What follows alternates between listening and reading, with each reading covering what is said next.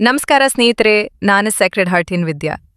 SSLC ಸಮಾಜ ವಿಜ್ಞಾನ ಭಾಗ 1 ಇತಿಹಾಸ ಅಧ್ಯಾಯ 1 ಭಾರತಕ್ಕೆ ಯುರೋಪಿಯನ್ನರ ಆಗಮನ 1.2 ಕಾನ್ಸ್ಟಾಂಟಿನೋಪಲ್ ಪತನ ಏಷ್ಯಾ ಮತ್ತು ಯುರೋಪ್ ನಡುವಿನ ವ್ಯಾಪಾರ ಮತ್ತು ವಾಣಿಜ್ಯವು ಕಾನ್ಸ್ಟಾಂಟಿನೋಪಲ್ ನಗರದ ಮೂಲಕ ನಡೆಯಿತು.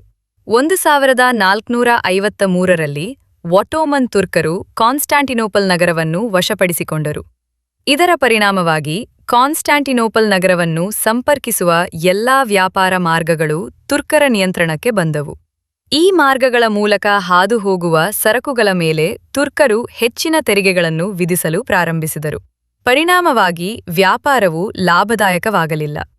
ಏತನ್ಮಧ್ಯೆ ಸ್ಪೇನ್, ಪೋರ್ಚುಗಲ್ ಮತ್ತು ಇತರ ಯುರೋಪಿಯನ್ ಆಡಳಿತಗಾರರು ಇಟಾಲಿಯನ್ ವ್ಯಾಪಾರಿಗಳ ಏಕಸ್ವಾಮ್ಯವನ್ನು ಮುರಿಯಲು ಪ್ರಯತ್ನಿಸುತ್ತಿದ್ದರು.